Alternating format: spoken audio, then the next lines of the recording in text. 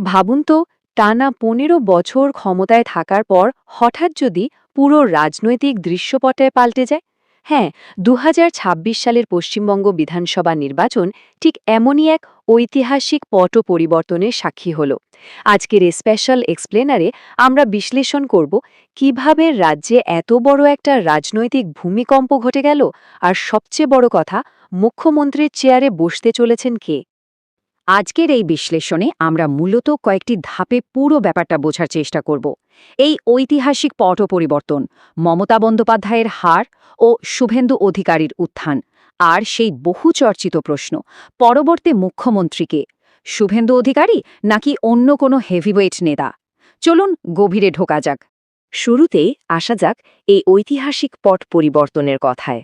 নির্বাচন কমিশনের একেবারে চূড়ান্ত ডেটা যদি দেখি, তাহলে দেখা যাবে ২৯৪ আসনের বিধানসভায় ভারতীয় জনতা পার্টি বা বিজেপি একাই জিতে নিয়েছে ২০৬টি আসন। ২০৬! সংখ্যাটা নেহাত ছোট নয়। এই চার্টটা দেখলেই আপনারা বুঝতে পারবেন ব্যাপারটা আসলে কতটা একপেশে। বিজেপি একদম অনায়াসে ২/৩ সংখ্যাগরিষ্ঠতার ওই ম্যাজিক ফিগার পার করে ফেলেছে, আর টানা ১৫ বছর রাজ্য শাসন করা তৃণমূল কংগ্রেস এসে ঠেকেছে মাত্র ৮০ থেকে ৮৮টা আসনের ঘরে। রাজ্যের মানুষ একটা পরিষ্কার এবং বড়সড় বদল চেয়েছে, এই ম্যান্ডেট তারই সবচেয়ে বড় প্রমাণ। এবার আসা যাক এবারের নির্বাচনের সবচেয়ে মেগা ফাইটের দিকে, মমতার হার এবং শুভেন্দুর জয়। সবার নজর তো এদিকেই ছিল, তাই না? আর ফলাফল আক্ষরিক অর্থে চুমকে দেওয়ার মতো। শুভেন্দু অধিকারী শুধু যে নিজের গড় নন্দীগ্রামে প্রায় ৯,৬৬৫ ভোটে জিতেছেন তা নয়, তিনি খোদ মুখ্যমন্ত্রীর চেনা দুর্গ ওই ভবানীপুর আসনটাও ছিনিয়ে নিয়েছেন। ভাবা যায়? খাস ভবানীপুরে মমতা বন্দ্যোপাধ্যায়কে ১৫,১০৫ ভোটের বিশাল ব্যবধানে হারানো। রাজ্য রাজনীতিতে এর চেয়ে বড় ভূমিকম্প আর কি হতে পারে? শুভেন্দু অধিকারীর এই রাজনৈতিক যাত্রাপথটা কিন্তু দারুণ ইন্টারেস্টিং। ২০০৭ সালে যিনি ছিলেন তৃণমূলের নন্দীগ্রাম আন্দোলনের অন্যতম প্রধান মুখ, ২০২০ সালে এসে তিনি যোগ দিলেন বিজেপিতে।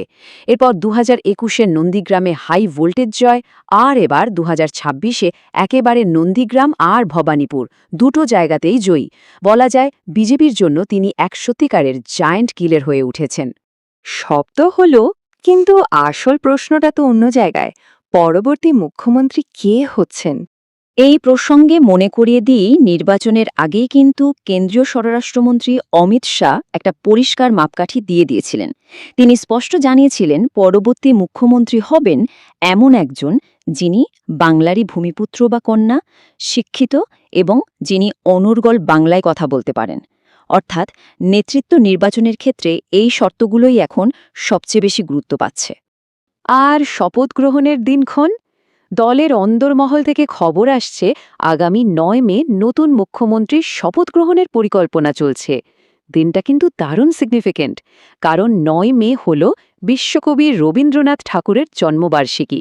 বাংলার সংস্কৃতি আর আবেগকে ছুতেই যে এই দিনটাকে বেছে নেওয়া হচ্ছে, সেটা আর আলাদা করে বলার অপেক্ষা রাখে না। তাহলে এই পদের সবচেয়ে বড় দাবিদারকে? প্রথমেই উঠে আসছে শুভেন্দু অধিকারীর নাম। দলে ঠিক করে দেওয়া ওই শর্তগুলোর সাথে যদি মিলিয়ে দেখেন, শুভেন্দু অধিকারী একেবারে পারফেক্টলি ফিট করে যাচ্ছেন। তিনি বাংলারই মানুষ, আর সবচেয়ে বড় কথা, দুটো হেভিওয়েট আসনে মমতা বন্দ্যোপাধ্যায়কে হারিয়েছেন। শুধু নিজের জয় নয়, নিজের জেলা পূর্ব মেদিনীপুরের ১৬টা আসনেই তিনি দলকে ক্লিন সুইপ করিয়েছেন ২০২০ থেকে।